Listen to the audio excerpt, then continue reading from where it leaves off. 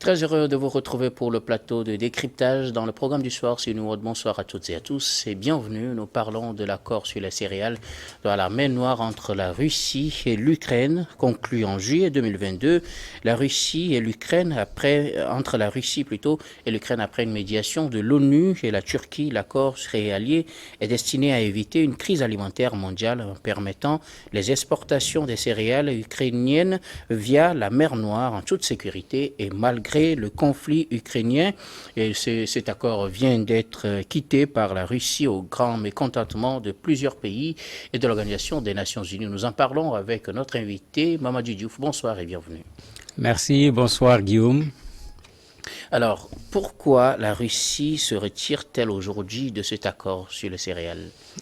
En fait, dans cet accord sur les céréales, on parle beaucoup de l'évacuation des céréales qui se trouvent au niveau de l'Ukraine, qui est un très grand producteur de maïs et de blé. Mais ce qu'on oublie, c'est que par le même accord, la Russie profitait également pour évacuer sa production aussi de blé, sa production également en matière d'engrais. Et il se trouve que dans l'évacuation de sa production, il y a de la difficulté. Dans les sanctions européennes, dans les sanctions américaines sur la Russie, le blé, par exemple, n'en fait pas partie. Donc la Russie peut bel et bien mettre son blé sur le marché mondial. Mais pour le mettre sur le marché mondial, il faut des banques, il faut des navires, il faut des assureurs pour prendre en charge l'ensemble de ces éléments. Alors qu'il se trouve que les 11 paquets de sanctions que l'Union européenne, les Américains ont pris, parmi ces paquets de sanctions, il y a des sanctions contre des structures qui sont en situation de commerce avec la Russie. Donc quand la Russie veut faire la même chose que l'Ukraine, sur le terrain de façon concrète, la Russie rencontre des difficultés et c'est une des raisons que la Russie donne actuellement en disant non, il faut que la Russie également puisse exporter son blé, son maïs, comme le fait l'Ukraine, et c'était effectivement prévu au niveau des accords. Alors, le président ukrainien Volodymyr Zelensky a indiqué s'être entretenu avec le secrétaire général des Nations Unies, Antonio Guterres, pour trouver une solution pour que les exportations se poursuivent, même sans la Russie. Alors, est-ce vraiment possible aujourd'hui de continuer ces exportations sans la Russie? En fait, il y a deux possibilités. Il y a une possibilité qui se fait déjà, parce que l'Ukraine peut exporter le blé, le maïs, en passant par la Pologne, en passant par la Roumanie. Mais la quantité n'est pas la même quand on prend des navires spécialisés dans le transport des céréales. La longueur du trajet pour traverser les pays, le coût à l'arrivée, tout est différent. Mais il y a quand même une partie des céréales qui passent par ce chemin. Maintenant, ce que le Zelensky est en train d'envisager, c'est qu'on prenne le même chemin. On passe par la mer Noire, mais en allant vers les Nations Unies, c'est pour que les Nations Unies et la Turquie, en particulier, assurent la sécurité des navires qui vont passer par là-bas. Parce que le problème, ce ne sont pas les céréales qui posent problème, mais le navire doit passer par une zone qui est une zone de guerre. Il faudrait que les deux belligérants soient informés qu'il y a un navire à tel endroit pour que le navire ne soit pas attaqué ou bien indirectement touché par un bombardement ou des tirs. Et c'est là où ça va être extrêmement difficile parce que je ne crois pas du tout que les Nations Unies vont s'engager dans une quelconque sécurisation puisque tout sera bloqué au Conseil de sécurité avec un simple droit de veto de la Russie, puisque la Russie en possède. Et quand on regarde l'attitude des Nations Unies dans cette guerre, les Nations Unies sont complètement en retrait parce que c'est ceux qui sont au Conseil de sécurité qui se battent les uns d'un côté et les autres de l'autre côté. Alors il sera clairement difficile d'avoir un couloir spécial pour ces navires en mer Noire? Ça va être difficile puisque la mer Noire, la sécurité concerne ces trois pays principalement. La Turquie, la Russie et l'Ukraine. Donc l'Ukraine seule, ça ne suffit pas. La Turquie avec l'Ukraine, ça ne suffit pas. Il faut nécessairement qu'on implique la Russie. On l'a vu avec ce dernier bombardement des Russes. Bon, malheureusement, quand on nous donne des informations sur ce plan, on prend toujours avec des pincettes. Mais l'Ukraine dit que la Russie a bombardé volontairement la partie des ports où on avait ce qu'il faut pour pouvoir permettre aux navires de pouvoir transporter les céréales. Ils disent que même il y avait des céréales sur place, il y en a à peu près 60 000 qui ont été détruits par ces bombardements. Bon, je ne dis pas c'est vrai, je ne dis pas c'est pas vrai, parce qu'il y a ici la guerre de l'information, mais ça montre que si on ne met pas la Russie dedans, quelle banque, quel assureur, quel propriétaire de navire va accepter de mettre son navire dans un commerce où il y a des risques qu'il soit bombardé, et dans ce contexte de guerre, il n'y a pas d'assurance qui va te rembourser tes pertes. Donc, c'est une possibilité, effectivement, mais il y a énormément de risques dans le fait de vouloir faire passer les navires sans pour autant que la Russie ne soit concernée par cet accord. En clair, l'accord voulu par Volodymyr Zelensky est déjà voué à l'échec? En tout cas, pour ce qui est de la mer Noire, je ne vois pas comment cela va se faire parce que les armateurs, comme on les appelle, ces propriétaires des navires, c'est leur métier. Déjà, quand la Russie commence à dire « je sors », on a vu déjà une légère augmentation du prix du blé, 1%. Ce n'est pas encore important. Mais en même temps, les armateurs commencent à dire « attendez, pour les banques, les sociétés d'assurance, pour les navires, on ne peut plus transporter le blé au même prix. Parce que les conditions, les risques surtout, ne sont plus les mêmes. » Et c'est ça le problème pour nous autres Africains. Ce n'est pas que le blé n'existe pas. Il y en a plein. Mais le problème, on va le transporter à un coût tel que, quand il arrivera chez nous, mais on verra ce que nous avons déjà vécu.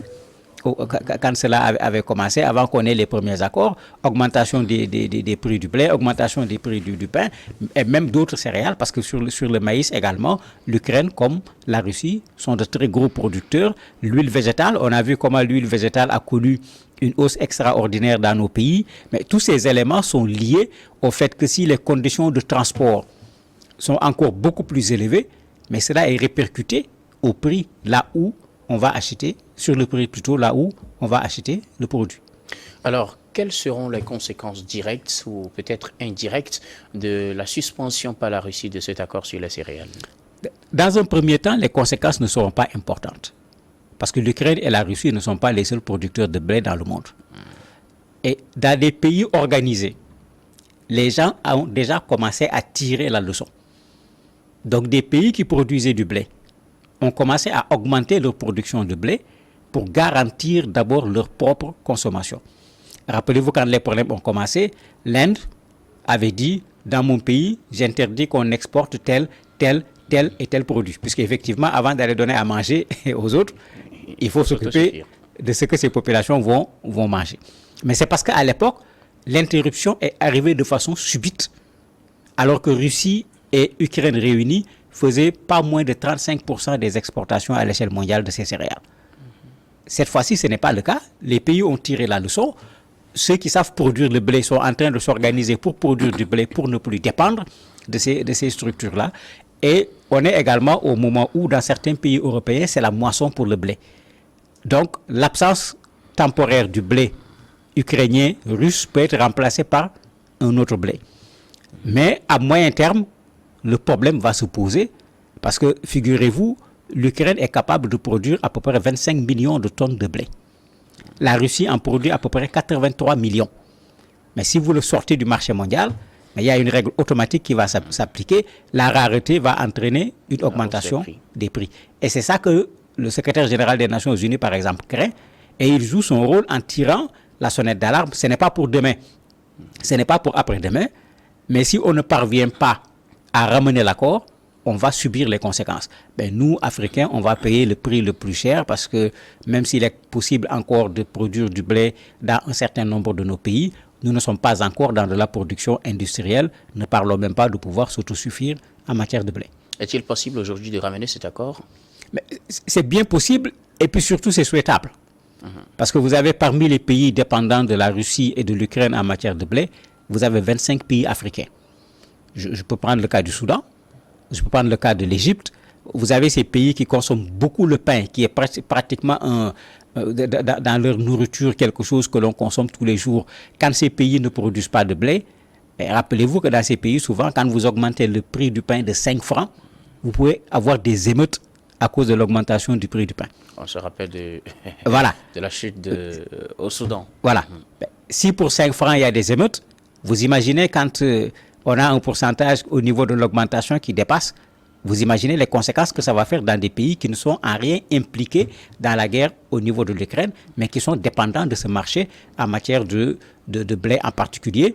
Et c'est la même chose également pour le maïs, puisque certains pays en importe en grande quantité, aussi bien pour la consommation humaine que pour la consommation des animaux. Ça va créer effectivement une sorte de crise à long terme. Et c'est cette crise qu'on essaye d'éviter. Bon, c'est vrai qu'on dit tout le temps les Africains, ce n'est pas aussi vrai que ce que les gens disent. Parce que sur les 33 millions de tonnes qu'on a pu faire sortir avec l'aide de ces accords, l'essentiel n'est pas allé en Afrique. Ouais. C'est les Pays-Bas, c'est la Turquie même qui est signataire de l'accord, c'est la Chine, etc., qui ont pris vraiment la grosse part. Les pays africains, plus d'autres pays qui n'ont pas des revenus importants, ont pris 27%. Tout le reste a été pris par des pays qui ont déjà un certain niveau de revenus. Alors que souvent, quand on va négocier, on met au devant les populations africaines qui risquent de mourir de faim, alors que bon, tous les Africains ne se nourrissent pas de blé. Il y a des gens qui mangent du matin au soir sans pour autant consommer du blé une seule fois dans la journée. Alors, la décision de la Russie dans ce contexte de guerre peut-elle être interprétée comme une provocation, parce que plusieurs pays ont condamné cette décision. La France l'a condamnée en dénonçant un blocus illégal au port ukrainien. En fait, je ne dirais pas de provocation, je parlerai de stratégie. La Russie est en guerre, la Russie a besoin de devises pour financer sa guerre. Et ses adversaires l'ont compris, ses adversaires essayent de l'empêcher de vendre son pétrole, son gaz, essaie également d'empêcher d'autres pays de commercer avec la Russie. Même nous, les Africains, on nous avait demandé de nous mettre dans cette logique de sanctions. Ils ont essayé avec la Chine, la Turquie, ça n'a pas marché. Avec l'Inde également, ça n'a pas véritablement donné de résultats. Mais dans cette optique, la Russie est en train plutôt de chercher également à sortir de cet étau.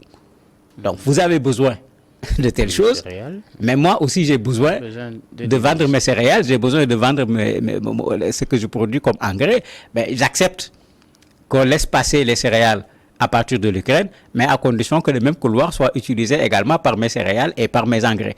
Mais si vous acceptez, vous voulez créer une source de revenus, alors que l'esprit des sanctions, c'était de tarir les sources de revenus de la Russie pour l'empêcher de pouvoir tenir durant cette guerre. Donc, du côté de la Russie, ce n'est pas de la provocation, c'est plutôt une stratégie pour pouvoir également, quand on produit 83 millions de tonnes de blé, ce n'est pas les Russes qui vont le consommer. La production a été faite pour être en partie exportée, ne pas l'exporter créerait des problèmes à la Russie. Donc, chez les autres, ça peut ressembler à de la provocation, mais c'est plutôt un discours pour mettre en mal la Russie par rapport au reste du monde, en considérant qu'ils veulent affamer le monde, ils veulent mettre les Africains dans des problèmes, etc. Je ne crois pas que c'est ça l'esprit de la Russie quand la Russie sort de cet accord. Alors, l'Afrique est l'un des continents qui subit les conséquences de cette guerre entre la Russie et l'Ukraine. Une nouvelle crise du céréal serait-elle un désastre pour le continent? Mais ça va être nécessairement un désastre pour le continent, puisque nous avons changé nos habitudes alimentaires. En fonction des pays, vous avez des pays qui consomment une grande quantité de blé. Pour ces pays, cela posera problème. Et quand on dit blé, que les gens ne regardent pas le pain seulement, les pâtes, il y a plein de choses qui sont concernées. Souvent, on pense au pain seulement, ce n'est pas le pain seulement qui est un produit qu'on fabrique à partir du blé. Donc, ces pays qui sont fortement dépendants, qui n'ont pas un produit de substitution, vont se retrouver de fait devant des problèmes. Rappelez-vous que dans certains pays, les gens se sont levés le matin, on est allé à la boulangerie pour acheter du pain, on a dit il n'y a pas de pain. Pourquoi? Parce qu'il n'y a pas de farine. Ben, cette partie de la population, ou bien si c'est toute la population qui est habituée à cette baguette de pain le matin, mais ça veut dire que pour le petit déjeuner, il faut finalement changer d'habitude alimentaire du jour au lendemain. Et ça pose un énorme problème.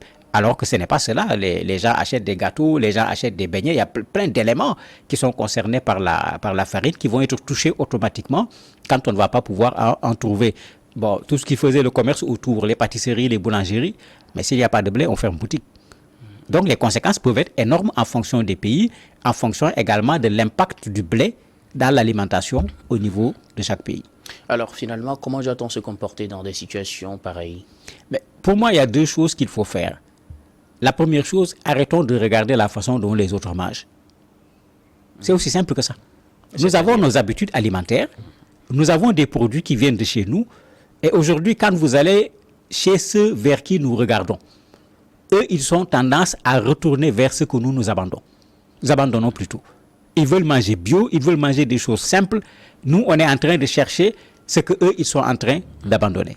Ça, c'est la première chose. La deuxième chose, il faut qu'on revoie nos économies. Tant qu'on va continuer à avoir une économie où nous dépendons très fortement de l'extérieur, soit pour des produits que nous leur vendons, soit pour des produits que nous achetons de l'extérieur, mais à chaque fois qu'il y aura une crise à l'extérieur, mais quelle que soit la distance de la crise par rapport à nos pays, nous subissons directement les conséquences. Et c'est ce qui se passe avec cette guerre Ukraine-Russie où vous demandez à beaucoup d'Africains où se trouve l'Ukraine, les gens ne savent même pas. Mais ils subissent les conséquences, pas seulement d'un point de vue céréales et blé, mais même d'un point de vue augmentation des coûts du carburant. Cette guerre joue un rôle dans cette augmentation des prix du carburant. Donc il est important qu'on puisse avoir des économies qui regardent à l'intérieur de nos pays, que l'argent sorte du pays, que l'argent reste dans le pays, que cela développe le pays, au lieu qu'on soit en train de développer les autres, avec également ce risque où, même si par mécontentement l'autre décide de ne pas vous vendre, vous avez des problèmes à plus forte raison quand il y a un conflit armé. Y a-t-il aujourd'hui des réformes en modèle pour parvenir à une autosuffisance alimentaire en Afrique aujourd'hui? Mais bien sûr, la question qu'on se pose à chaque fois, c'est pourquoi les Africains ne regardent pas ce qui se passe en Afrique. Les gens viennent acheter les terres africaines aujourd'hui. Parce que l'Afrique est le continent actuellement qui a ces terres encore qui sont cultivables et que nous ne cultivons pas. Ou bien que nous cultivons de façon traditionnelle avec des rendements qui sont extrêmement faibles. Mais rien que ça nous montre que nous sommes capables de produire de quoi obtenir de l'autosuffisance. Quand je prends le Mali que j'ai visité très largement, mais si le Mali se mettait à produire du riz, puisqu'il y a de l'eau, il y a le fleuve qui est là-bas, vous avez de très larges étendues qui sont complètement plates, qui peuvent être transformées en rizières, en améliorant la production du riz. Mais le Mali peut, à la limite, nourrir une bonne partie de l'Afrique de l'Ouest. Mais on va aller acheter du riz où? Au Pakistan, en Chine, en Inde. Mais je préfère que l'argent du Sénégal aille au Mali que l'argent du Sénégal aille en Chine. Je n'ai rien contre la Chine, mais je préfère que l'argent du Sénégal aille au Mali. Mais de la même manière, sur d'autres produits, vous avez des pays qui ont le climat permettant de produire cela. Mais si on s'organise et qu'on crée cette sorte de préférence africaine, qu'on vende et qu'on achète entre nous, mais on sera moins dépendant de ce marché mondial. Les coûts vont baisser, mais en même temps, nos producteurs vont pouvoir bénéficier de ce travail qu'ils font pendant 3 mois. Et parfois, après la récolte, ce qu'ils gagnent est presque insignifiant s'il faut le comparer aux efforts qu'ils ont fournis pour que ces produits soient mis à disposition. Merci beaucoup, Mamadou Diouf, d'avoir répondu à nos questions. Merci également à vous, très chers téléspectateurs, de nous avoir suivis. Je vous retrouve après pour le plateau de Regards croisés.